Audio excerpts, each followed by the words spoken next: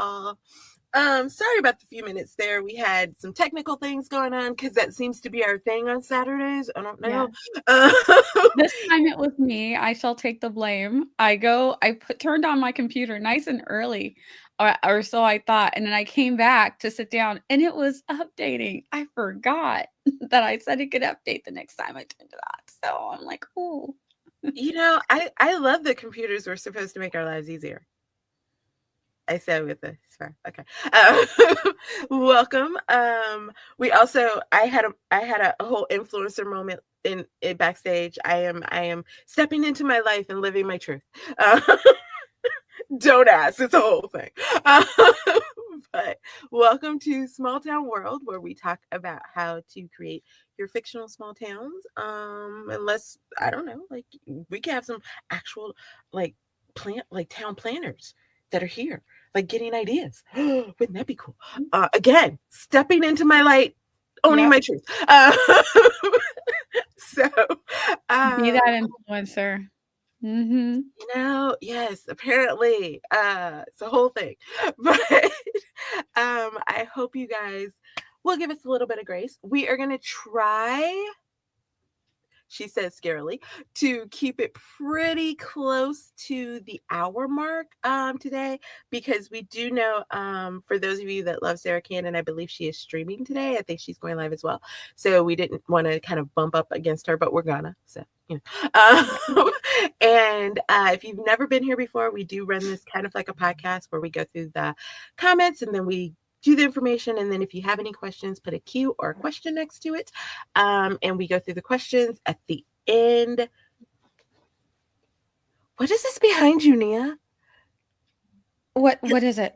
It looks like no. It looks like a little like states maps or something. This is an advent calendar. Oh, it's so cool. Yeah.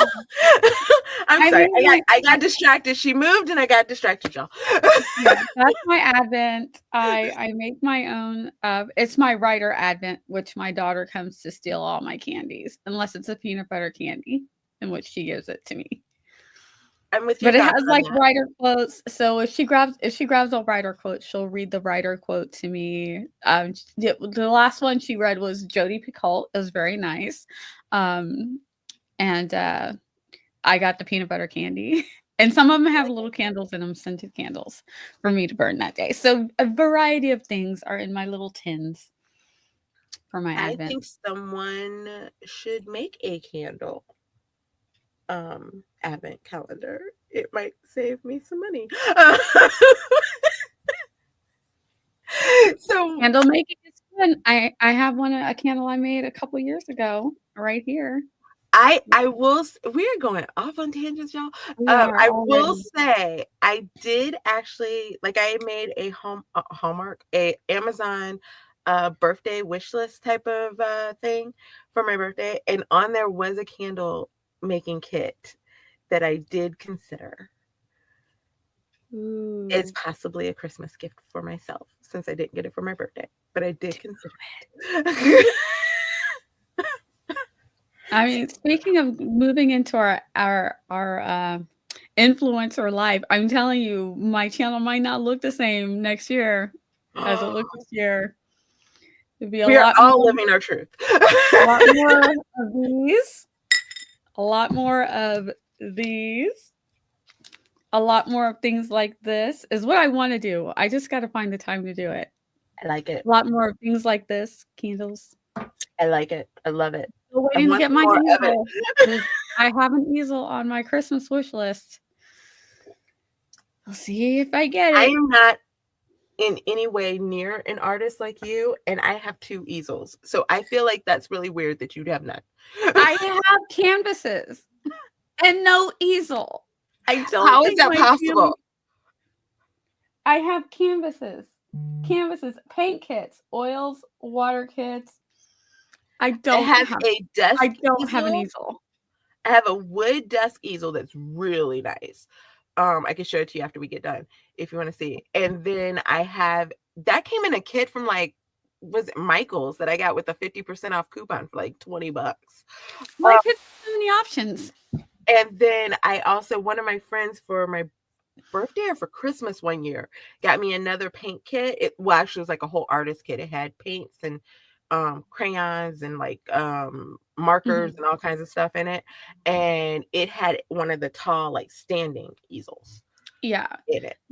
Yeah, the one I want folds up and puts away. Now, I will say my mom did get me in this kit right here. It's like a suitcase, so there is kind of an easel, but not really. It's like the suitcase kind of opens up and it's got all the paints and the things. Yeah. But I want an actual easel that I can put away because, you know, I only have my office unless I go outside. So yeah, and hi everybody. So we did say we're gonna keep it to an hour, and then we're talking about all the things. I know. We only have ourselves. So pretty much, if you know us, we lied. Yeah, we only have ourselves to blame. Oh, hi, Regina. We were worried about you because we hadn't seen you in a couple of the chats. So yay! I wanted to acknowledge that one. And if you have not listened to Alice's poems, by all means, go check them out. She is amazing. So I wanted to acknowledge that. And then I'm going to give Nia a chance to introduce herself, and then we are going to jump into the topic. So hi, I'm Nia the Vixen of Fiction all over the internet. I stream writing and create. I shouldn't say writing creativity sprints because I feel like I'm moving into my creativity era. Productivity sprints, which I would prefer to use my productivity to be creative. So I do those on Tuesday nights at 7:30. And oh, yay! Look at that. Happy birthday to mom. Absolutely. And yeah, and I stream on Twitch on Mondays and Fridays, sometimes on Wednesdays. So you can follow me over there. I'm on Instagram. I am now on Blue Sky. You can find me at Vixen and Loki, or I think you could find it at Envy James and Vixen and Loki. You can look me up. You'll see my little avatar. It looks like me and Loki. Me already? Oh my gosh. Yep. So fast. Oh my gosh. And hi everybody. So that's me. I have books out. I do also write under a pen name. Like I tell everybody, if you happen to come across the pen name, thank you for your support, but keep it to yourself. Got a secret, can you get hello everyone. And you're on my channel, TL Russ. I too have books out. We both have holiday books out. So if you are feeling that holiday vibe, you can come check those out. As well as we have other ones going on. Yes, I know 12 minutes was a bit long. We're so sorry. We had a moment. So yes, I am just going through all of it. Yes, time moves so fast. Cherub Cupids. So yes, we are here. We have a Morgan. So today's we do have a name. Aw. Is that Romina? Yes. Very pretty. I love that. I agree. Such a pretty name. My son's name is Ned. Oh, Purple Afraid. See, I told y'all. I told y'all about talking about Neds. I told y'all. And I actually came up because I know I've been saying for like forever that I was going to come up with a story where people are going to be like, oh my God, he's so sexy. And it was going to be a Ned. And I think I figured out my Ned. Yeah. And you won't know. I like the name Ned. I think Ned is reliable. Ned is a nice guy. And I have a Ned in my stories. Anybody who's been reading, if you read the Fairy Stepmother Wish, you got to meet Ned. So yeah. Not really. I knew you would not. Ned. I mean, but Ned is a perfectly. I know. Thank you, Sky. I am stepping into that light. Look at that light. Don't go into the light. Go into the light. So yes. in all fairness, Oh, I think yay. my channel might be changing a little bit too in the new year. So we got all kinds of things going All on. kinds of changes. Man, it is a huge advent calendar, but Mhm. it's so cool. I absolutely love it. 'Cause I want to put lots of treats, and so the only way to make that happen was to have a bigger calendar.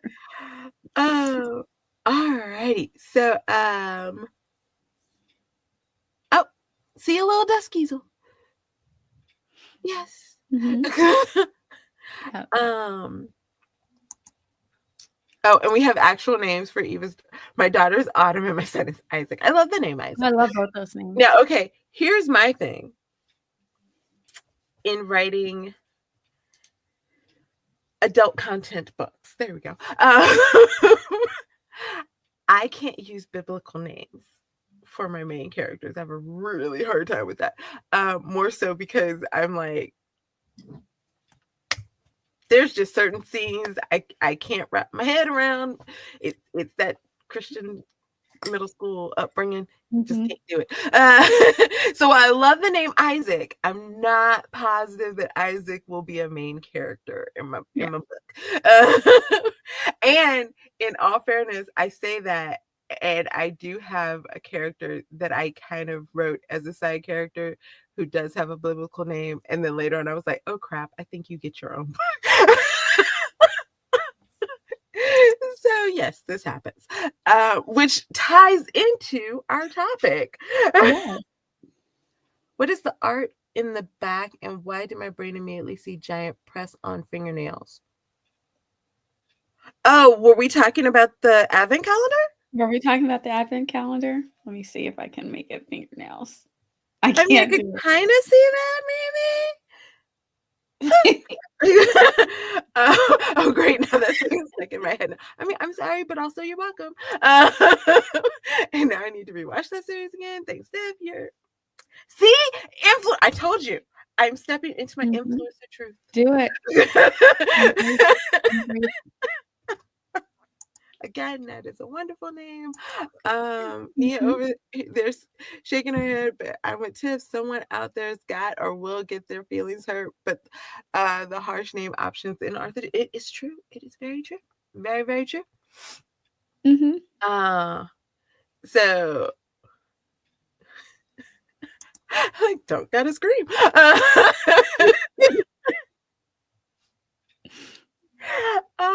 This is true. This will be the first time that I'll write a very sexy reverse harem series. Okay. Ooh. I can't use these names, even though I think I do have a Peter somewhere. John, I probably could get away John's with. gotta be usable. Solomon, okay. I Solomon, not think so much, but I will use yeah. Solomon as the last name. I have done that before. But John, I probably could get away with, if for no other reason. A, I dated a John, and B, I have a play brother named John, and I have a really close friend named John. So I have a hard time seeing that name biblically. And if you Yeah. know the dudes that I'm talking about, you know why. Yeah. Paul and John, I could probably, I think also because they're related to that kind of rock star name with being part of the Beatles. So I feel like those are far enough Yeah. removed. The I Peter, read a book with a Noah, and it didn't bother me as much. no, it doesn't bother So, me yeah. either. Moses, absolutely not. I He don't think led I could the do people Moses. into the promised land. Yeah, I don't know Same if I with could do a Daniel. I Moses. can't do Daniel. I can't. I could do an Elijah because I could cut it to Eli, and I would be okay. Yeah, I feel like I'm the reverse. I feel like I could do a Daniel and not an Elijah. Oh, I don't know. Samuel. Yeah, I probably could do a Samuel because again, Sam. Yeah. I think I'd be okay there. Yeah. So yeah. Some of these characters, I would totally Ned them though, make them an already married, I established don't know if I character. could do a Jonah. I could do a Jonah. Yeah, I don't Maybe. know. And Sky is like, get to y'all topic. We're only at 31 minutes I know, we're into great. well, But we I start also 15 just minutes now late, got to so the end of the thing. And I don't know if Richard went away or just came back. But hey, Richard, you come back with us talking about sexy names. Congratulations.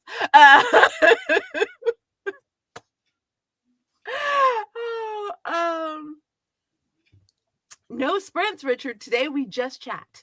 Um, yep. so yes. All right. So today's topic is how to plan your series, like your small town series. And we chose this one because we're trying to branch out and do some of the names that you guys have. Some of the names, Lord help me, I looked down and saw names. Some of the Topics, topics themes. that you guys have said. And one of the things we will tell you, since this is the last one of 2024, next year, one of the things that we have gotten some we are not doing this name, Richard. One of the things that we are going to try to do for 2024 is, because we've been told we kind of go top level, if you will, on some of the topics. So we're going to go a little bit more in depth and break some of it down in the new year. So that's kind of what we're starting here with. How do you plan your small town series? And I think I'm just going to start from me, and then I'm going to let Nia jump in with how she does. I think the first thing when planning anything, whether it's a series, whether it's a book, whether it's whatever it is that you're planning, you first have to decide how long it's going to be. Because like you're going to plan differently if it's a 2-book series and it's 2 books that are 50 to 60, 70K, versus if it is a 3-book series, and it's a 20K, versus it's a 4 to 6 book series and it's 10 to 15K. So I think that's where you're going to have to kind of start. First and foremost is looking at how long you want it to be, because that also is going to depend, I think, or it's going to help you figure out how to build your town. Because if you're just doing a small town 2-book series, you may not have to put as much into that beginning Exactly. research as if you're looking at, okay, I'm going to start off with like a 6-book series that has, like 15K books. But if people like it, then I might branch out into this family's books, or I might branch out into this business's books, or I might branch here. You know what I mean? So for me, I think that's where I always start, is what am I looking at for this series? What about you, Nia? Yeah, I feel like I always start with whatever the idea is, and then from that idea, I kind of like think, how far do I want to go with this? And sometimes bigger things happen accidentally, but usually with Very true. whatever the initial project is, I kind of like you. I kind of like have an idea of, oh, I want this to be a 2-part novel. Um, and then I'll be like, okay, and then I want to add another 2 parts to that. And then if I decide, so if I only was going to keep it at a 2-part novel, I only need so much. I only need what I need for those two novels. But if I decide, okay, I'm really liking this and I want it to be more, and I think, what else can I do with this? Because I'm a world builder, so I'm building a world, whether it be small or humongous. Um, and so sometimes as I'm writing, I realize I really want to do a lot more with this world. Mm-hmm. And then I have to decide, how far do we want to go? Or do we want to keep it solidly contemporary? Are we going to branch into some paranormal with this world? Um, you know, trying to keep it small town. Because if I was writing something else, I'd be like, are we going fantasy? Are we going sci-fi? The sky's the limit, quite literally. When you're the more genres that you write in. But for romance, I think, do I want to do a historical in this particular world? Do I want to do what type of historical? There's Regency. There's also Western. Like, what do I want to do with this world? And am I going to get bored with it? And will I want to just save all the other stuff for something else? Um, And so I start thinking about all of these things, and I'm like, I know I'm not going to run to write everything in one small town, but if I already established some things that are really great, I can make another small town that's adjacent, that's related in some way, or a city or something like that. And what I love about this topic is that it's not just about planning out your series is not just about the world building. It's about because I do that very well, but it's how am I going to put these out now? Yeah, I have all these ideas. What am I going to do with all of these ideas? So it's like you start getting into, are these actually going to be published? How am I going to publish them? So and all of these things have to be planned out, and I think like that's something that is a strong, definitely one of Tiffany's strong points. Is actually okay now. It seems like it is, ma'am. You know how many books you got, um, and how interconnected some of them are. So there's making all of those things work together, and is all part of planning out your series. And so that's the part I don't think about until after I have some things written, and I'm like, "Oh, I have a little bit over here and a little bit over there and a little bit here." So actually getting, if I've got a 4-book series for one thing that I've got to get done, actually getting those 4 books done is where I start to struggle, because I am a shiny new, and oh, but I want to write about this character now, and it's like, but you're supposed to be writing in these 4 Mhm. books that are related right now, so you need to write these 4 books that are related. I know you want to play with these other characters and maybe play with this other town that's related. Um, and then people when they start reading your stuff, they start asking you about other characters, and you're like, "Oh yes, I would love to do so."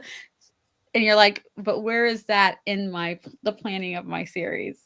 You know. So So trying to staying on track is another part of that. so That here's the some of us thing. struggle with. Here's the thing, because I get what you're saying, where you were like, I seem to be really good at like, planning out, oh, I'm gonna move this character and they're gonna do this, or I'm gonna do this and they're gonna do that. Those are happy accidents. I have a tendency, like what I do have a tendency to do is build in back characters that if I need to connect something, I can connect them. Mhm. So that's really what happens, more so than that I'm like, ooh, I'm going to build this whole series and this is going to happen. And then I'm going to be able to move these people over here. And then these people are going to go to this town. And then these people no, it is more along the lines of, I just kind of like, there are certain times, okay, like you mentioned, because I have all the books, which I don't, but thank you for that. Like I did Sorry. the sailing series, like the summer sea series, and I actually had a completely different series planned for fall, that I had started writing, and the reaction that I got to it wasn't bad, but it was going to be more to rework it than what I had time to do. And so as I was trying to figure out what to do for fall, like I was actually looking at other people's books, and I was like on Amazon, and I was like, well, what sounds like a fall book? What, looks good? What's this? And I just kind of went to a couple of authors that I really like their writing. And I feel like I try to write in that vein, if you will, and was kind of looking around, and someone had a football book. And I was like, oh, my last book, the guy's a football player. Could I build a football team and make a whole football team? Football is fall, isn't it? Hold on, wait a minute. And then that's how I got there. But it wasn't so much that it was like, ooh, the football dude will be in the football series. And yeah, that'll work. No. It was just more, that was like kind of the happy accident of it all, is that this made sense and it transitioned. And I think that's a big thing if you aren't sure what you're gonna do. Like, Mhm. let's say you sit down and you're like, okay, I don't know what I'm going to do with this, but I know I like my series to be 3 books or 4 books. So you're like, okay, I'm going to do 4 books. I want the small town. Let's do this. And then we will, and I'll write it. So just write best friends in there. Like your main character has a bestie that's super cute, or like your main dude in book 2 has a brother or a cousin that's fun, or like book 3 somebody has a boss that's like annoying or whatever, Mhm. or an ex that keeps popping up, or different things. Just pick and choose different extras in there, and then when you get to the end of it, something might spark. Like Nia said, like you get that shiny new idea, and then you're like, no, I gotta stay in this series, even though you're cute. Um, Mhm. and so yeah, so I would look at it that way a little bit more than like start with your main series and be like, how are we going to focus in here? And then Yep. go from there. Yep. I like that. Yeah, So, yeah, I okay. know I do have those well, I don't know, most of mine I don't know if I could say that they're all happy accidents because I plan out so many characters and I already put people in places, but who is actually going to end up getting together or who's Mhm. actually gonna have a story, sometimes those just kinda happen, and a lot of times it happens because as I'm writing the characters, I can imagine because my brain is just like tick, tick, tick, tick, tick. Even as I'm writing one thing, my Oh brain yeah. is thinking like already branching out. So then when someone says, "Oh, this character was funny," or "This character was a handful," do they get a story? Do they get a romance? And I'm thinking, I could do that because I've already been thinking about that character because I was thinking about them Mhm. when they were being a mess in the story that I was writing. Um, so then I'll Sometimes just it's make fun them. when you don't think of it, and then all of a sudden you're like that character just won't leave you. Mhm. Those are great. And you're like, "Wait, you weren't supposed to be here." Yeah.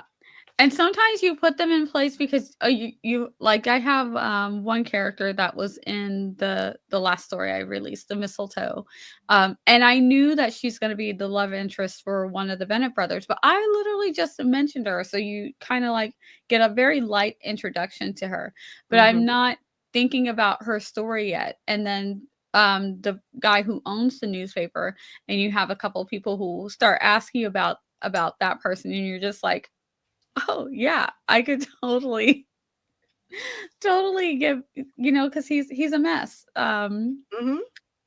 but I could totally give him a story. As far as he's a mess when it comes to dating life. He's cheated on everybody, but everybody likes him because he's just a nice guy. He's just not the Just kind of that guy you wanna charming date. thing. Just that guy. It's like, "Oh my gosh, why can't you keep a relationship together?" But yeah.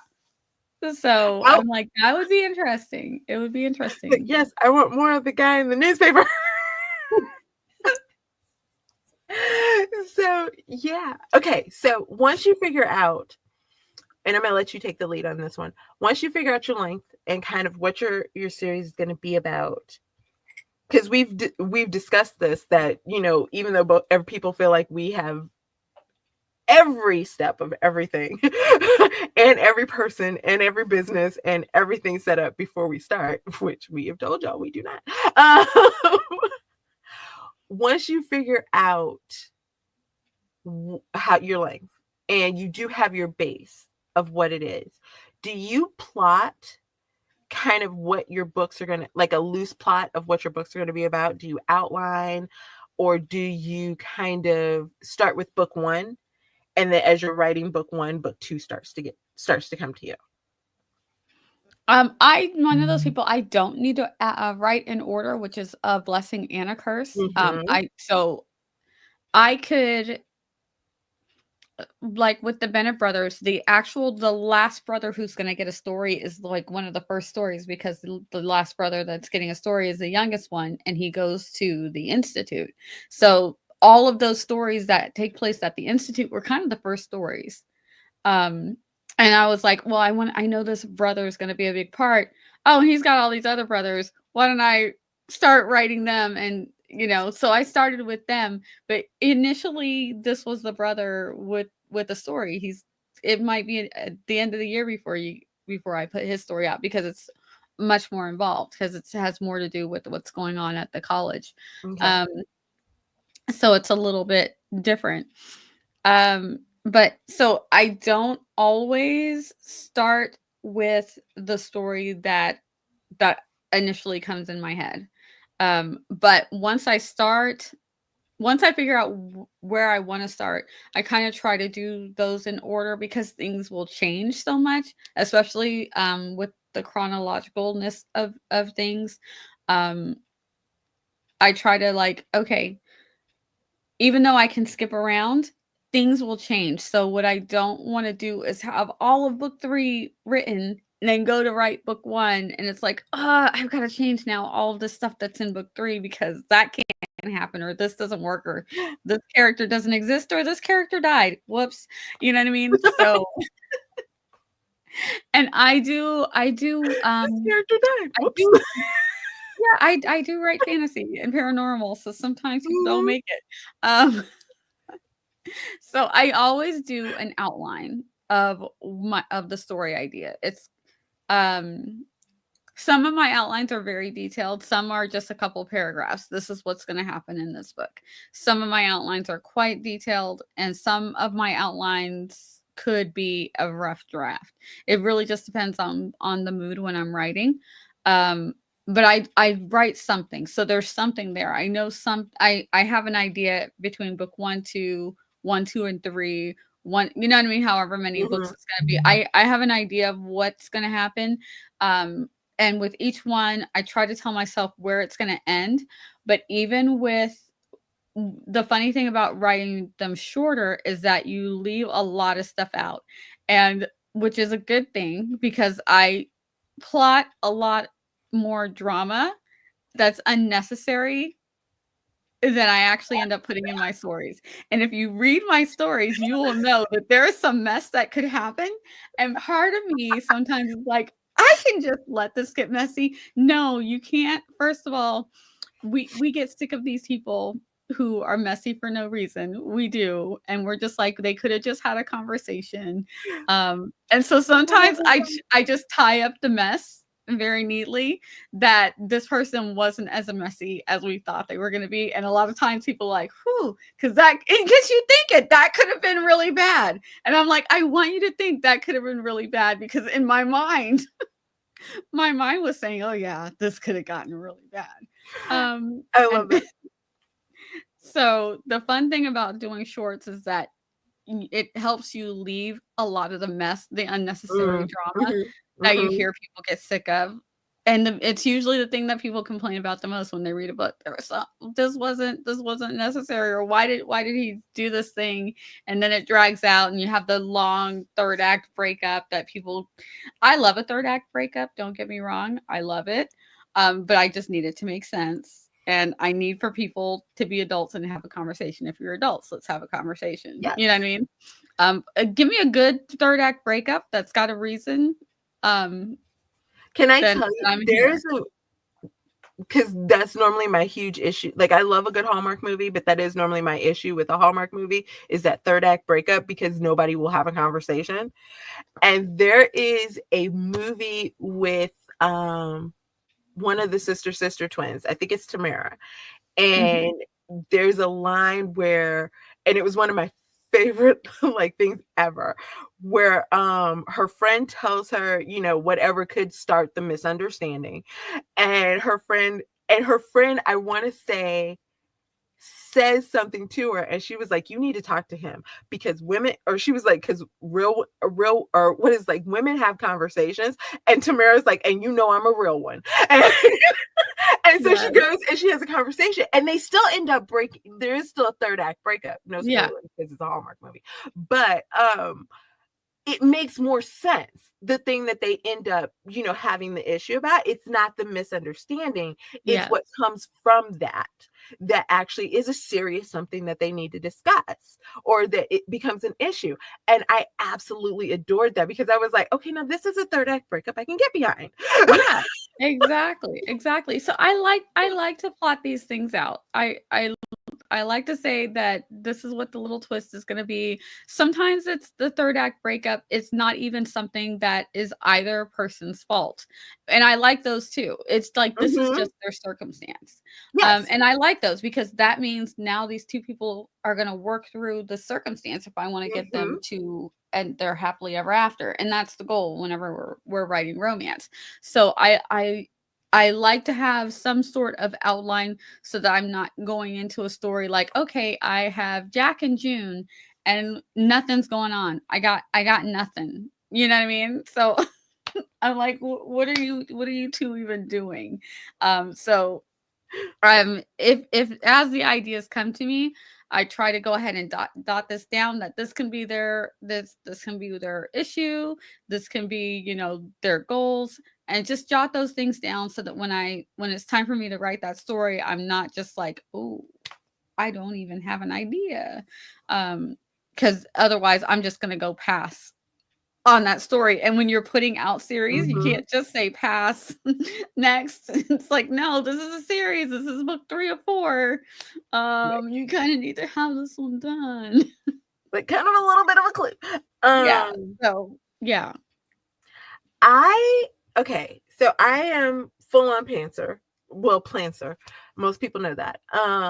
But I will say I watched a workshop earlier this year and it kind of gave me a little bit of an idea that I've started playing with, and I think I've kind of tweaked it to the point that it helps me figure out the series.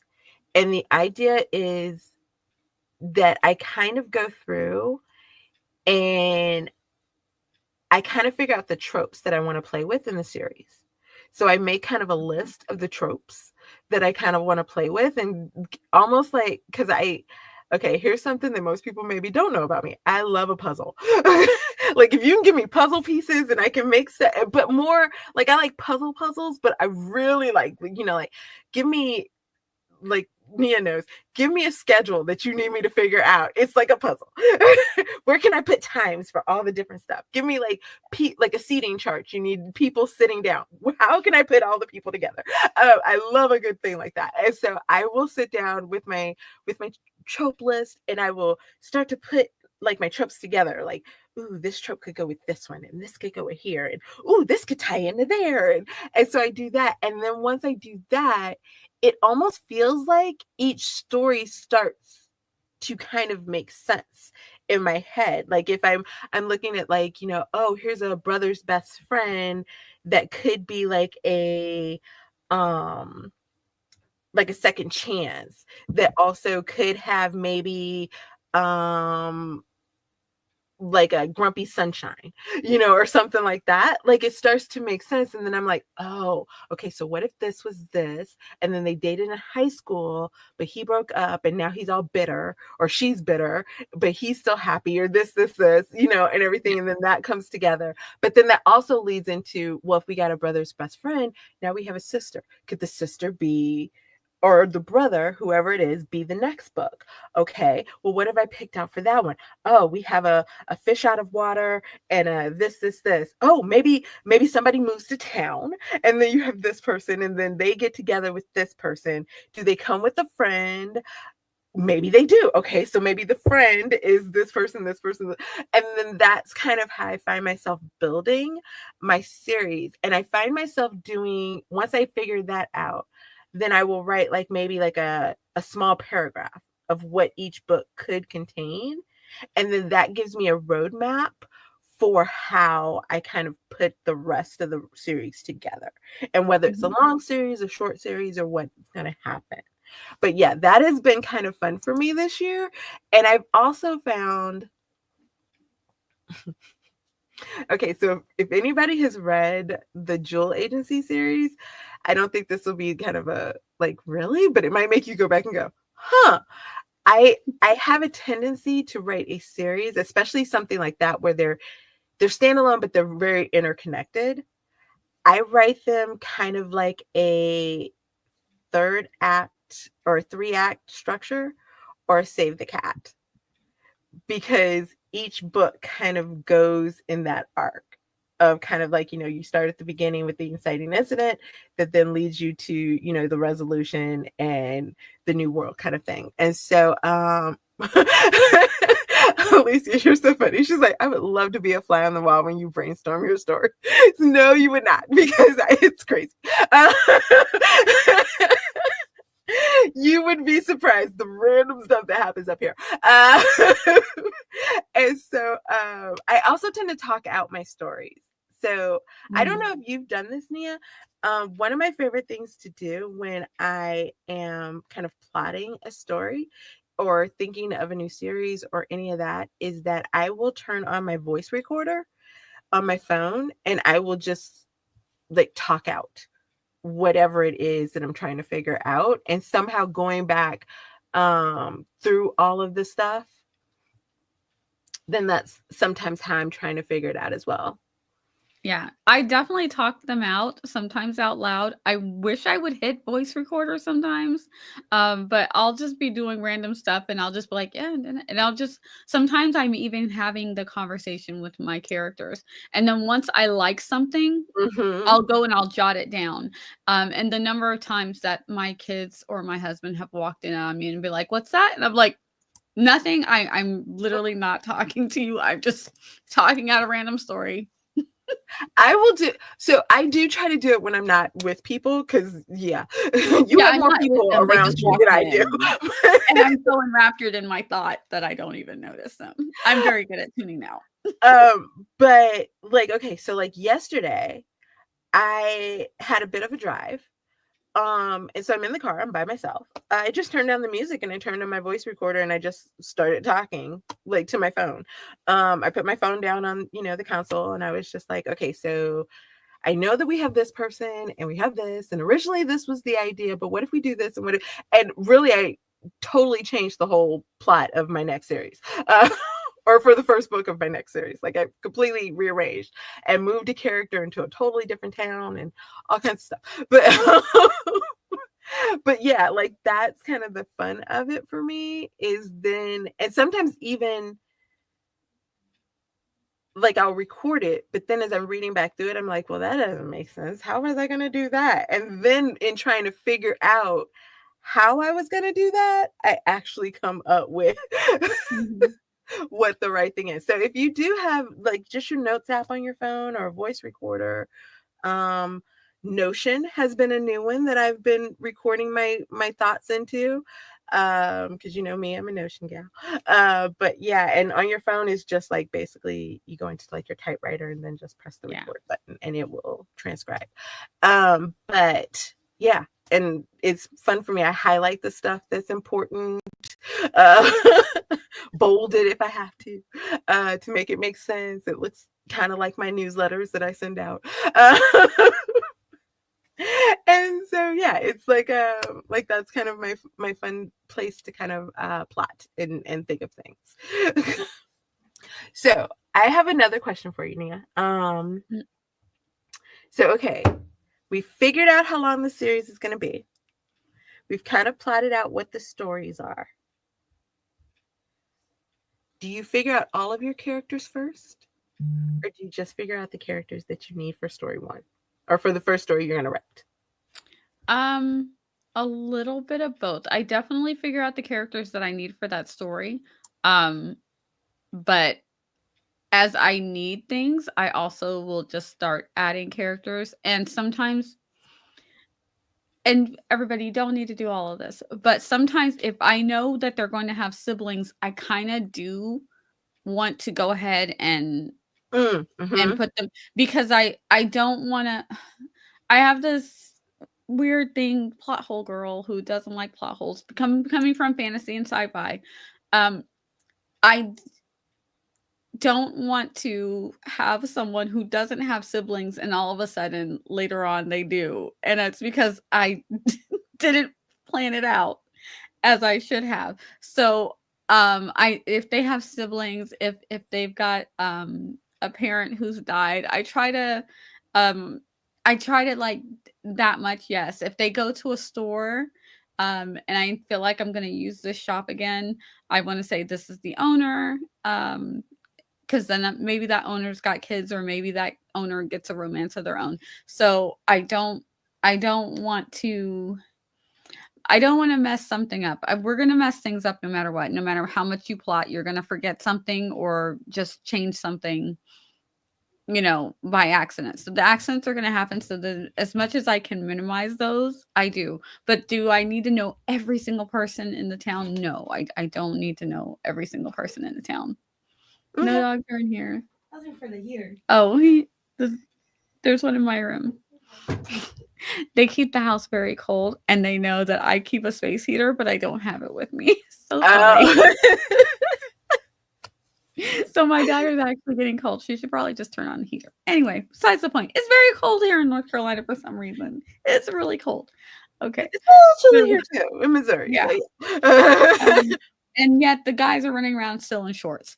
So make that make sense. And those girls are like, I have a cousin who's like that. Like she will wear a sweatshirt and shorts with like knee socks. I'm like, girl, and some flip flops. I'm like, honey, you are like the epitome of confused. Yeah, like your whole body is confused.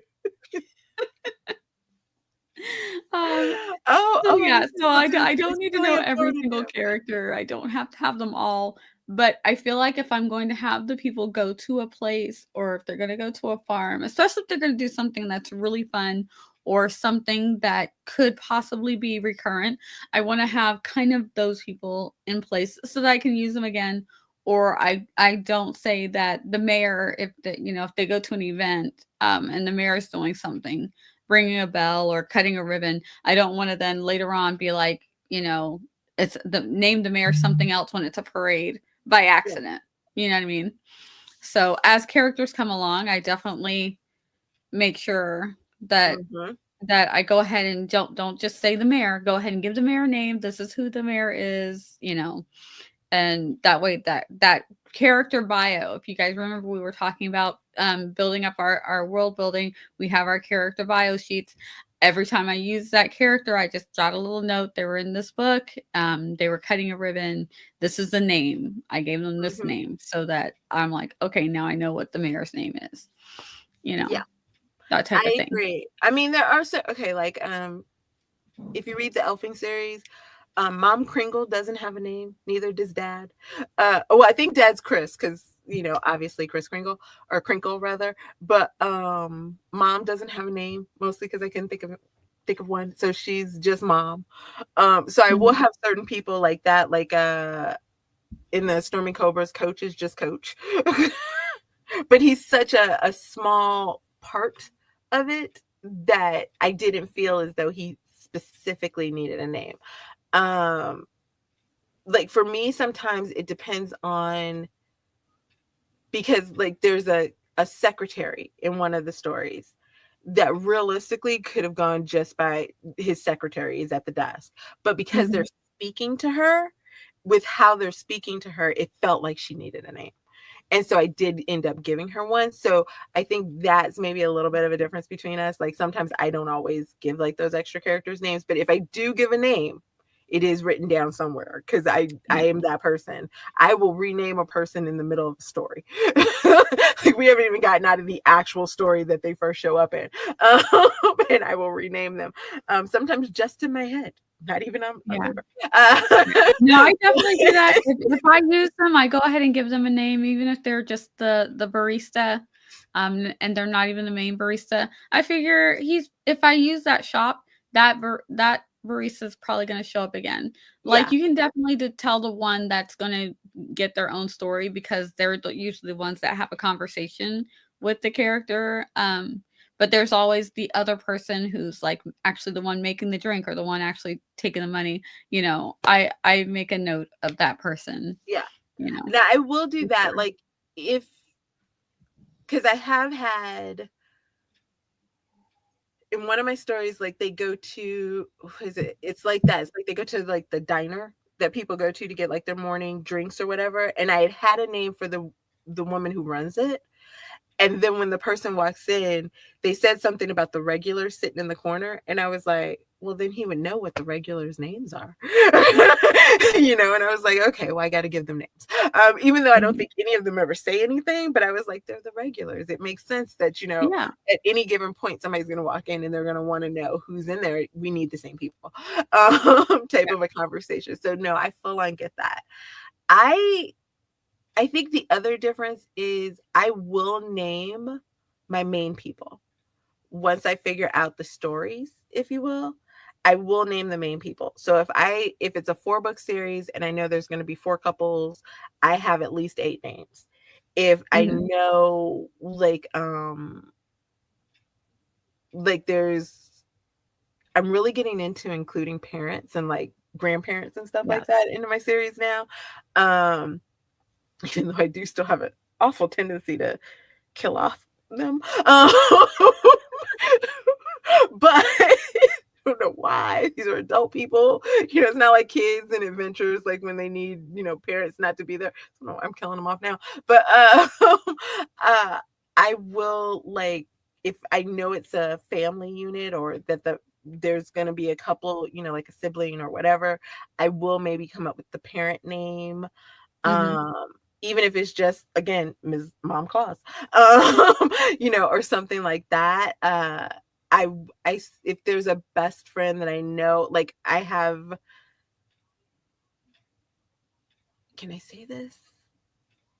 Yeah, okay. So in something that I'm working on right now, I know that there's going to be a set of friends. And I don't know all the friends' names, but I know they're known around town as the Sassy Six. Mhm. So I was like, okay, so I know that there has to be 6 people, so I have to come up with at least 6 names for these, Yeah. type of a conversation. So because I know they are going to be interactive, more so because they're setting up other things down the road. Yeah. So I will do something like that. Yeah. Um, I do have a name chart, so I've had to condense them down so that I'm not flipping back and forth too much. So I do use a name bank, and then mhm. for each book, um, so I start out with my series. I'm like, okay, if there's gonna be 2 how and I usually leave space because sometimes there's only gonna be 2 or 3 books in this series. And I give them a name. Those names can change because I haven't written these stories yet. But as I'm thinking about the stories, and the series, so I'll have his name, her name, and who they're related to. And that just goes in uh, it's in a doc. Basically, it's in a Okay. doc. It's my little graph. I'm like, I worry about saying too much because I'm like, people are like, oh, okay, I need all of these things. You don't need all these things. Yeah, But don't use us. yeah, but this is how I keep track of them. So I have the general, book series 1, say it's a wilderness series. Maybe people are going there's a wilderness for whatever reason. Some of the stories might be camping, some might be the forest ranger, who knows. So I'll be like, okay, these are the 4 books. Here's the forest ranger, and here's the person he's gonna meet. And maybe there's a girls' trip, so maybe I'll do 2 books with the girls' trip. One's friends to lovers. Maybe it's a work trip. So they've been coworkers, and maybe one of them is a second chance. So then I put those people's names down. And I kind of just give I just write second chance if it's a second chance. Um, lonely ranger guy, Lonely Ranger meets City Girl. And I just Mhm. have their names and it's on a chart and it just kind of ticks off the names. So I'm not reusing my favorite names, which I still end up doing. And I'm like, how did I still do that? I've got to change one of these characters' names now. But at least I can It'll be see it done. before I Hendrix start and writing. Kendrick. I'm like, oh, That's all look I at can say. that. I gave them both the same name because I wanted them both to have this really cool nickname. Which one gets the cool nickname? I literally just had to do that. With I a had story 2 I've Kendricks, one with the written. K and one with the C. Yeah. Um, and they will interact because I'm like, if they're never gonna interact or none of the friend groups ever interact, maybe it's not that big of a but it's literally the same name and same nickname. So I'm like, nope, one of them's gotta change. Um, so I keep them like that, and then once I start doing kind of an outline, I have another one. So I then move them from the initial thing over into the bigger thing where I kind of like such and such story. Jack and Jill's story, and then this is my rough outline or notes on what I think the story is going to be like. And so I'll do that for however many. And I might start out with just 2 books in that series, but as another idea comes out, I'll like, up next book, and I can go add in those names and then add in the little outline for whatever their story is going to be. And so that's how I kind of like keep track of that. With those the name bank, even though I still flub up, I'm telling you, if I didn't have the name bank, there would be way more characters with the exact same name, because I do have favorite names. Oh yeah. Who knew? But I realize this now. So I'm like, oh yeah, her name could be that. And I was like, no, I can't, because I've already used that name. And I just highlight the ones that I've used already. And then I sadly search for another name. Womp womp. You said something in there that I absolutely adored. You said something about it was like a forest ranger or something with someone, and then something else. Like literally that could be you plotting out each story of the series. Like what she said, it was like 2 sentences. And there you go. And Yep. so like when we talk about plotting out like your series or plotting out your town for your series, that's all you need. Like it could just be like Forest Ranger with Bakery Girl, Second Chance, Insta Love. You know, like the next one could be like Sibling Best Friend with like Newtown Mayor, like Enemies to Lovers, you know, whatever it is. Like that's really all you need. Like you don't have to do. And again, if this is how your brain works, by all means do all the stuff. You know, but you know, do an outline, do a this, do a that, but also don't build it up thinking, well, Tiffany and Nia, they do all this world building and they sit here and they talk about like all the different stuff and the characters and the people and all the names and all the stuff. I've got to have a no, you don't. And you have to remember, some people are plotters, some people are pantsers, and some people are somewhere in between. If I don't jot that idea down, I'm gonna forget it. That you know, part. So I have to I have to at least jot the idea down. And I'm not a pantser. So literally, like I said earlier, if I just wrote there's going to be a story about Jack and Jill, and I write nothing else, and it's time for me to write that story, I'm like, I got nothing. Next, if an idea is not coming to my head, I'm not gonna. I can't sit there for hours being like, who are Jack and Jill? It's not going to happen, because now I'm thinking about Jane and John, and I'm ready to move on to Jane and John, because I'm like, the story for Jane and John, I've got all these ideas. I want to go outline and plot that. So I want to move on. I can't just. I'm not a pantser in that way. If ideas come to me, yes, I can start writing. But to say, okay, you need to write book 3. It's about Jack and Jill. And all I know is that there's a hill involved. I got nothing. Sky, you ain't right. She's like, but they gotta get the pail of water. But how do they get the pail of water? She didn't know.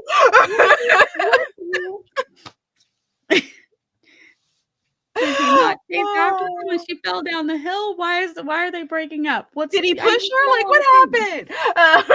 Did she trip? That is always like, y'all, for real, I've always been like, again, and maybe it's the weirdness of my head, but in that sense, Jack and Jill went up the hill to fetch a pail of water. Jack fell down and broke his crown, and Jill came tumbling after. I'm like, how are you supposed to help him if you go falling behind him? Like, let's no one's helping way to get down the hill. You gotta just like, I'm with you, Jack, and you're just throwing yourself down there to be with him. Like, what are you doing? What are you doing? Like, I've always been like, come on. What was the plan in that? What the hell is this? And like Eva said, why as well at the top? Why? It is poor design. This doesn't make sense. Okay. So yeah, so I'm gonna sit there. I'm gonna be like, I got nothing. I have no outline to go with. If you know what, if the idea doesn't come to me, then book 3 is not getting written. Okay, I appreciate Eva has educated us because apparently the nursery rhyme relates to the execution of the King and Queen of France. Jack and Jill went up the hill, and the steps to the guillotine represent the hill. Jack, King Louis, was the first to be beheaded and lost his crown. Then Jill, Marie Antoinette's head, came tumbling after. That makes I more like sense. this. Now Thank I could you. start a This I story can get on. behind. I Thank could you. start writing a story on that. Yes. But I also appreciate Sky, when she's like, the moral of the story is no one should go up the hill. Don't get the water. Like nobody's getting water. Just don't drink anything, even though Yes. we're always like, stay hydrated.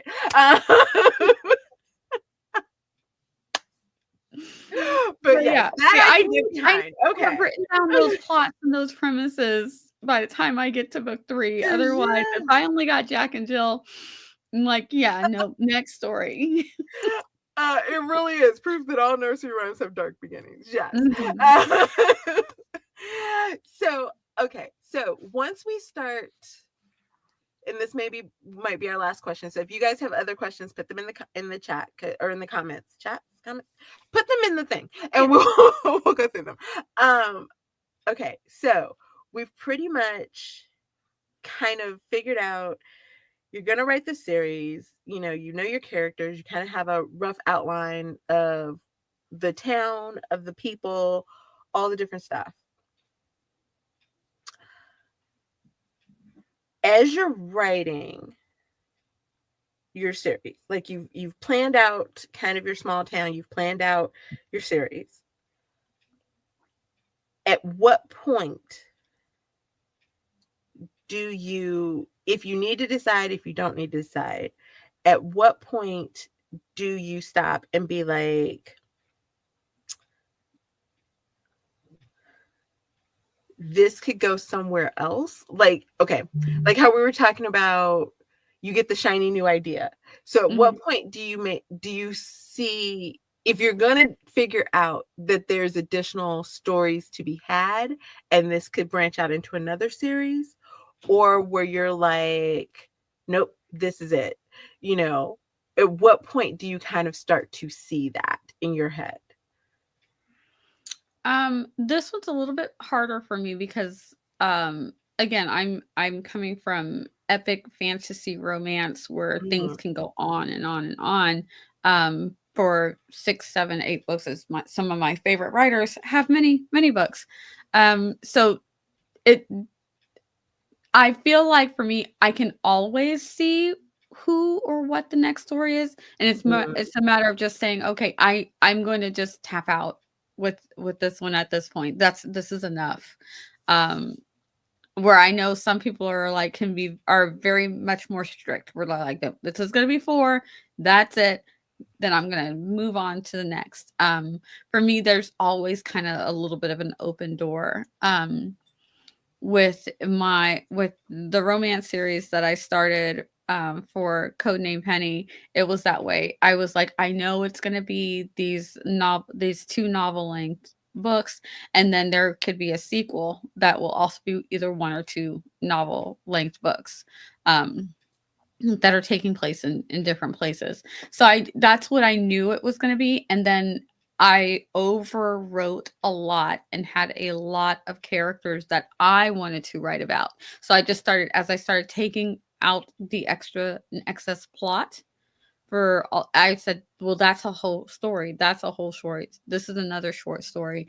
Look, I've got all these characters and I want to write about them. So I'm going to now fill out this town and go ahead and start plotting out their stories. Some of them I already had their stories plotted out because I stuck it in the other book. It's not their book. So I literally just had to take it out of the book that it didn't belong in. Um, and so sometimes it just goes that way where I just have to tell myself, okay, um, this is where I'm going to stop. But like the door is never fully closed Mm. on whether I can continue later on down the road, because even though I'm used to switching from one genre to another. I'm used to going from sci-fi, going to fantasy, going to strictly romance, that's contemporary, going to paranormal. So for me, it's the door is never all the way closed for me anyway. I feel like when you for people who maybe only write in one or two genres, they're more solid. Like, I've got to close the door on this so I can move on to this next thing. Where I'm like, I can write whatever at any Yeah. time. I haven't written in this story in 6 years, and I just read something and I'm like, ooh, it sparked a new idea for that story from 6 years ago. I can go right back in. I agree. I think I too have that a little bit, and I don't know if maybe not so well, I do write in different genres as well, but I don't know if that's from that or it's from ghostwriting because you almost had to, when you're working on somebody else's story plus your own. But I think for me, and again, in the sense of because how we world build, if I write a character that hits me, all of a sudden I'm like, ooh, this character could do this, or ooh, this character could tie here, this character could this. And so that's a lot of when it starts to kind of percolate in my head. And it is like I almost have to keep a notebook off to the side or something off to the side because I'm getting ideas for that character and what's happening. I'm like, okay, but you're over here. I can't deal with you yet. I need to deal with you in this story. But that's kind of I think that's generally where something hits me. Is if I get a character and I start to kind of snowball in that kind of sense of stuff. And then sometimes have you ever had this where I'll have an idea and I'm like, okay, so Jill is going to be the next story because, like I know she's this and she's that and blah, blah, blah. Or Jill's going to get her own series because I love this character that I've built up in my head and everything else. And you start writing it and all of a sudden Jane becomes like this extra person and you're like, wait, is it Jill or is it Jane? Hold on. Wait, but Jill's supposed to be, but Jane's so much fun. Well, but I got this whole thing set up for Jill. Could it work for Jane? I feel like this might be Jane's story. Yeah. And then I find myself going off with Jane and I'm like, sorry, Jill. I mean, I'll come back. Yes, because there's always, even though I do like to heavily plot and outline, there's always room for change. And sometimes you're writing things and it's just that it's not them. It's just not going to work. I always say outlines and plots, they can change. Oh, yeah. People think, oh no, I can't outline or plot because I know I'm going to veer off. I veer off all the time. Yeah. I'll be like, oh, we're circled this plot because I like that plot, but I don't have time for it, room for it, or it's not working for these characters. But I like this plot. I'm going to save it for somebody else. Absolutely. Outlines change. And then I work out the change. The change makes sense. Let's keep writing. Yeah. And yeah, all the time. Changes happen all the time and it's perfectly okay. But it also helps me as an outliner because I know where I'm going. So when something does go awry or another character is taking over the story or whatever the situation may be, I can easily look at my I can look at my outline and see where we're verging, make the corrections, take out any plots that aren't going to work anymore for the story, save them for something else because I wrote it the first time, I outlined it the first time, I like it. It's just not working as the characters develop and grow as you write. Because when you're outlining, you don't know at least I don't always know how these characters are going to behave. And sometimes the situations, I think it in my head, but the situation is either bigger or smaller once I start writing it. And so it just shifts things. And you have to be open to those changes. As long as the story gets where I want it to go, we're good. I love that you said, and then sometimes another character takes over, and there's Loki, like moving around, like you mentioned, taking over. That was so awesome. It was just like perfect timing. Okay, so last thing, and then we are going to go into the questions and move forward. Is see, Loki is that character taking over. He's great. Okay, so we talked about all the things that you can do, the things that we do, all of those things. What are some don'ts? Like when you're plotting your series or your small town. And I'm going to say my first don't is don't overwhelm yourself because it is very easy to do. Like if you get to a point where you're trying to figure out, well, how many books is it? Could it be this many books? Could it be that many books? Oh, I think it could be this many. How many characters do I need? I need like 75. Like how many businesses? How many that? And you start to feel like you were either perpetually planning or you're like, oh my God, I don't know. Like, I'm lost. I don't know what to do. Stop. You have planned enough. You've done enough. Let's just back, take one book at a time, and go from there. Like, do not overwhelm yourself. All of what we were talking about is not always needed to get started. So that would Very be my true. biggest don't. What about you, Yeah. Mia? Don't feel like you have to have a map and you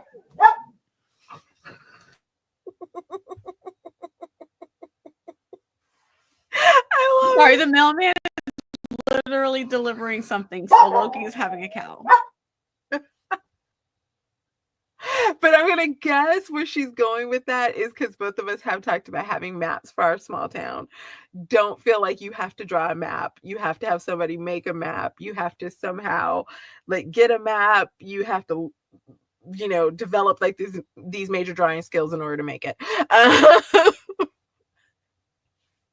We are writers, guys. Like, you don't Yes. necessarily have to have a map to show people where stuff You is. don't have We to have just a map. write. You don't have to have the character art. You don't have to have the cover done. You don't have to have all of these things. These are just Mhm, fun things if you have time mhm. or the inclination. They're fun to do, yes, but you don't have to have all that stuff. Absolutely. I think another don't for me, but I want one. Well, that is a difference. If you want one, then that's okay. But we're saying you don't have to necessarily have it in order to get started, or to write your series. I would say another one is don't think you have to have a full on massive plot structure in order to write. Like, again, we are all writers. You know your mind, you know your process.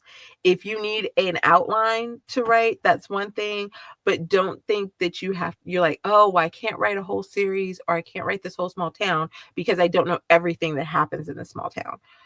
We don't know everything that happens in our small town. You don't. And sometimes you feel like and then you start writing and you're like, no, I don't like that. And it gets tossed in the trash. Mhm. So don't feel like you have to know everything that is going to happen in the town to get started. Everything that could happen, everything that may happen, all the different things. Mm-mm, mm-mm. Yeah. I was like, one of my small towns, I was like, I gotta have a motorcycle club. And then I'm like, I don't want to write a motorcycle series.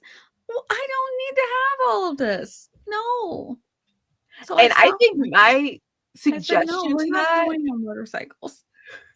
I think my suggestion to that, because I too have thought of that, like, oh, I should do this because it should have a motorcycle club. And I was like, do I want to write motorcycle people? Put it on a like dream wish list.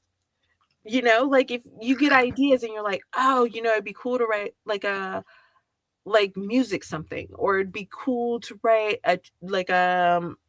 a B&B series, or it'd be cool to write a motorcycle club, or it'd be cool to write this. But you're like, do I want to write that? Am I gonna write what? Put it on your like Mhm. master dream wish list. Write your series, and then if you decide later on you do, you know what I said? Like have that best friend that maybe Mhm. rides a motorcycle, that's friends with Yep. like your main dude or something like that. If you decide later on, you're like, yes, I do want to have a motorcycle club. You've already planted the seed. Yep. I've done this with so I've decided I'm not doing a motorcycle club, but I did have like I wanted to do a wedding series, but then I was like I changed my mind, and then I was like, well, maybe I want to only focus on bridesmaids. So that idea is still there, just because I think that that's fun. Doing the wedding stuff might be fun to write about, but it's over on the side. Yeah. I too have a wedding series that I kind of want to do. And I have thought about that. Like that I could have a best friend who is like a wedding planner or wedding photographer or something like that. And then that could be my tie-in when I decide I want to do it. Or Peach Ridge, I have poor people, they're still sitting there waiting. Because that was where my wedding series was going to take place. They built a whole venue. I had them building a whole venue for like if I decide to do the wedding series down there. So yeah, so you could do something like that. And if I decide to do it, I have the venue prepared for it. I have the name for it, like all the different stuff. But just sit it off to the side, like on that kind of dream wish list. Put like a little something. Oh, look at you, Alicia. She's like, if you have questions for your wedding planner, you can always ask me. That's one of my degrees. We will keep that in mind. Because see, I was going wedding photographer because that's mine. So yes, but I kind of like this idea. See. All right, I'm going to go through some of the starred questions. Also, thank you. I do agree my mug is adorable. It is my gingerbread mug, and I have my gingerbread tea in it that's almost gone. Yes, It's really it's good. super cute. I love it.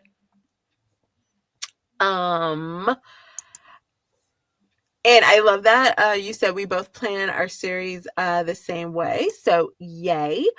Sky is like third act breakups are good though, as long as it's not a misunderstanding trope, which yes, definitely.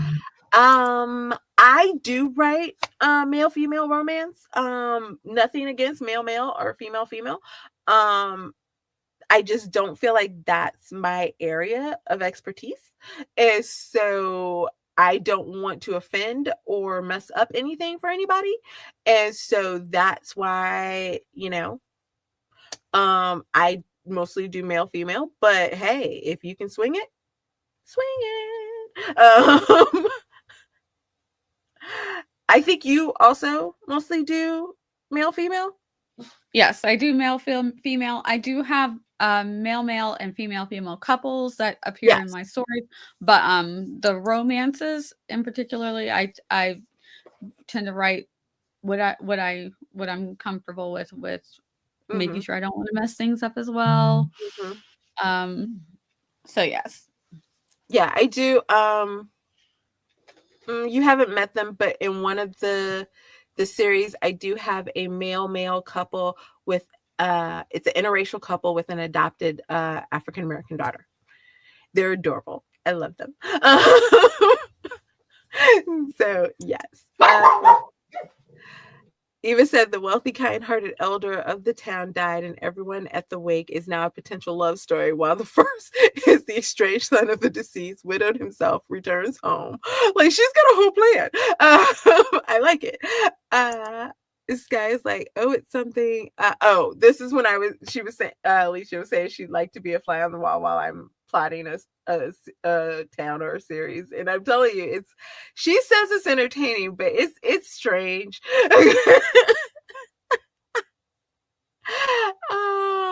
And then Alicia is right there with her. She's like, I can see where it would be, though it sounds like I played out my stories the same way, so it would be fun. I don't know, maybe I will do something like that on my my channel in the new year, like kind of showing you how I plot out a story. But it's not a one. That's the other thing I would say in the don't area. Don't think that you have to plot out your whole series in one fell swoop. It is a multi-day, sometimes a month conversation, or maybe you can plot it out in one day. But if you don't get it plotted out in one session, one time, like it can take some time to really fully like get it full fleshed out in your head. I thought it would be we should probably talk backstage, but I thought it would actually be fun if we did one. It would be. Session. Yeah. So yeah, we might do that for you guys. voice messages to text thread with yourself. That's another way that you can record your ideas and send them or keep them as well. Thank you, Nia, or not Nia, Eva, for that suggestion. Y'all names rhyme. And My Small Town World is a middle grade. The parents were built for each character's personality, motivations, etc. Exactly. I am a huge fan of this. I actually sat down with someone and we talked about this is a little bit of how I plan my couples. And let me know in the comments if you would like us to possibly do, or you'd like me to possibly do a video about that. But a lot of how I plan my couples is that I look at who's the person that is the I guess the main story plot, if you will, like the person who has to overcome something or whatever in order to find love. And so I look at what their personality is, and then I look at the other character and what will complement that. So what will help bring out what that character needs. So like if you have somebody, there's grumpy sunshine as a trope for a reason, so if you have a grumpy, you put in a sunshine, they characterize it. If you have someone who feels insecure, maybe you have someone who's almost to the point of overconfident, cocky, but they both help bring each other to the right place. They uplift their confidence and they bring their confidence down just a touch. So that's kind of how I look at it. Like, what's this character's personality to that character's, what's their motivations, type of things. Yes. Sometimes it's both characters, but sometimes there really is one character's got their act together and the other character is the one who is on the struggle bus. And that's perfectly fine. Yep. Is there a readership for short fiction, small town, dark romance? I am going to say yes. Dark romance is having a moment. I know Eva had to skedaddle, but she did say something about checking the replay. So if you do, dark romance, absolutely. I was going to say it depends on how dark you want to go, but in all fairness, I don't even think that matters. You'll find someone who wants it as dark as you want it. Because like I said, I was gonna say, well, depend, but then I started thinking about some of the things that I've seen posted, looking for ARC readers that have like mind-boggling amounts of people who are like, yes, give it to me. And some of the things that are on there, I'm like, I'm like, do not want, but hey, they want it, so yes, it's there. So I'm not positive. And even small town, like past even just dark romance in general, whether it's small town or what have you, it's having a moment. So absolutely. And I think this was a response to, when do you start thinking of like other plots or different things? And she's like, after the first one is written. Which could happen. So absolutely. And Sky does agree. Yep, there's short mafia now and dark themes. So kinks and everything. Absolutely. Because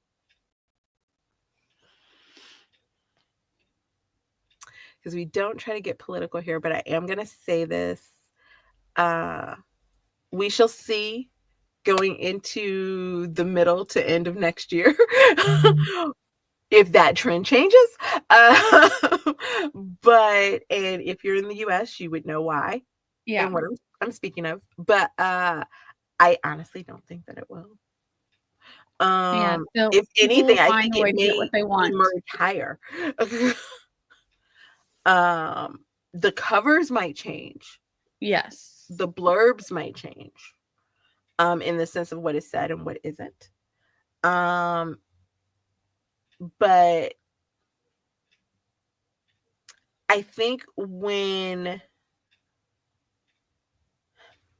anything sometimes becomes, like forbidden or taboo, it develops kind of that cult, underground kind of following of something. And I think that Sky saying jinx because she just said the thing about the cover trends may change. I think that when it becomes that, it kind of develops that kind of cult something. Yeah, and you get Um, an almost an underground of people who yeah. are like, But I want that thing." And then you get the Mhm. curious ones who are like, "Well, what is Mhm. this thing that everybody's saying I can't look at?" Why are they so talking about it? Like, why is it taboo? Why is it, um, Mhm. why are people saying you shouldn't?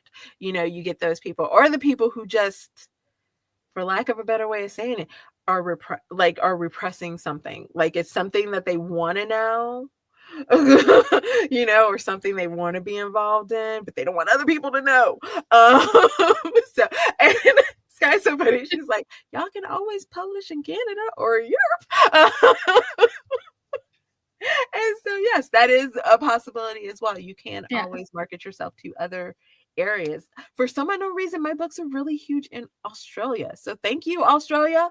Uh, I've got a little bit of a following in Australia. I'm like, I don't even know. But also I appreciate that because I don't have to worry about translations. So thank you. Because I know some people whose books are really big in like Germany.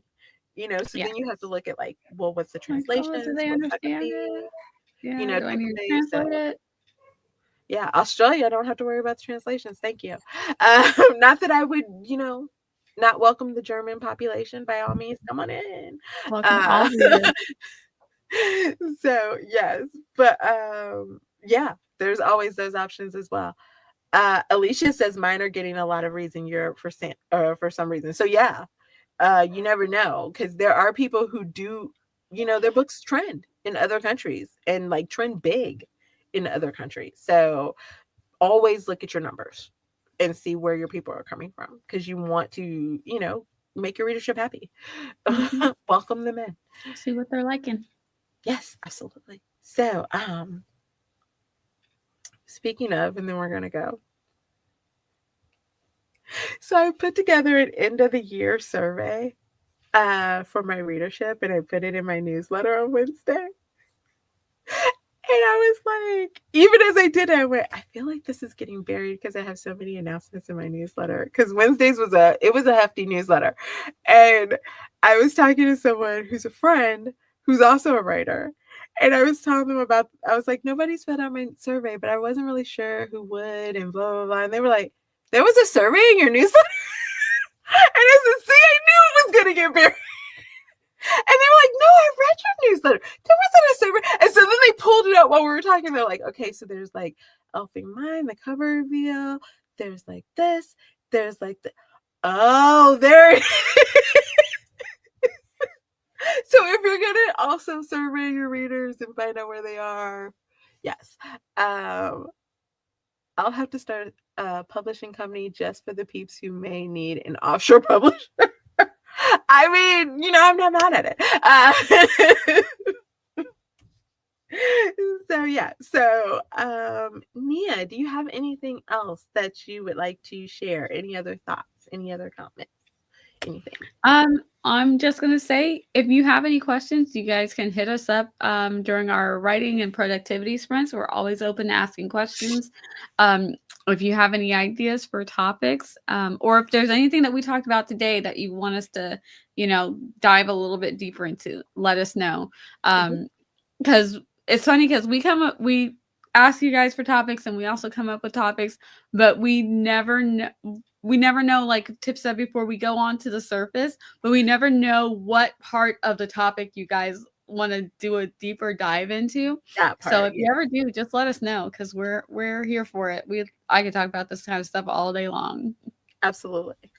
I am going to say, and I don't know if Nia has any close comment to this. I am doing PJs and Scribbles on Thursday. That is the last one of the year.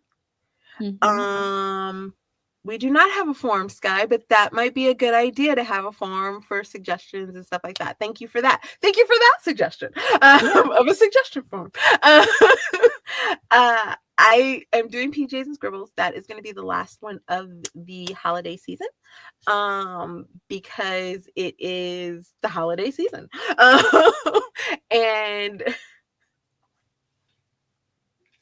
your girl might have like 2 to 3 books that she's trying to write before January. This sounds familiar. It is my own insanities if it happens, it happens. If it doesn't, there's only one that specifically has to be written. But so I am probably going to disappear for the later half of the year. So if you do come to my productivity streams, come on Thursday. We're going to hopefully have some fun. I may throw out some holiday prompts or something if you guys would like to write to those. I may do some Christmassy themed backgrounds for, writer streams that or sprints. That's assuming my internet works correctly. And we will go from there. Oh, everybody's there with me because Sky's like, I'm right there with you. Alicia's like, I'm trying to write 2 or I want to get at least 3. 2. So we're all doing crazy stuff for the holiday season. So yay! Plus, I do a lot of baking and family stuff. My father, all of a sudden, is in this zone where he wants to go see every Christmas light known to man in our town, which is not a small town. So that means we have quite a few. So yeah. Yes, I too I too am gonna be. This is my last week of streaming. Then we are going to do our Friendsgiving for Writers React on the Saturday coming up, this next Saturday, and then scripting the book. We're doing a 2-3 year wrap up review kind of episode that'll be between Christmas and New Year's, but those will probably be after this week. That'll be the last place you see me. I might dot in when some of my friends are streaming, but I won't be hosting a stream. It's too busy. Baking season began last month, but it's in full swing now with all the things I've got to make and gifts and all of that stuff. So yeah, it's too busy. I wish I could, but I can't. And I will even admit, I debated this being the last thing I do for the month, but I decided I would go ahead and I would stream on Thursday. So yeah, so this is going to be it. I will see you again in the new year. And we will be back with more Small Town World. We probably will also have a suggestion form. Let's see if we can come up with that. Don't know what'll be on it, but we'll see.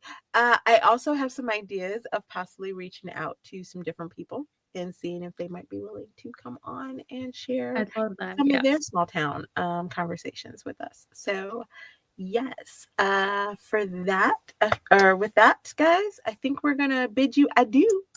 And from us to you, have a wonderful holiday season, whether you celebrate or whether you're just planning on sitting at home watching Die Hard, because my family says it's a Christmas movie. Have a wonderful holiday season, a great and safe new year, and we will see you in January. Bye.